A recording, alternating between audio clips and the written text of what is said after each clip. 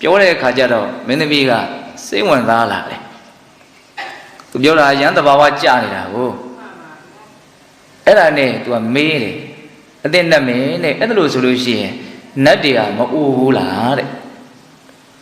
နတ်တွေမှာအရေးတွန့်တာတွေလိတ်တာတွေမရှိဘူးလားတဲ့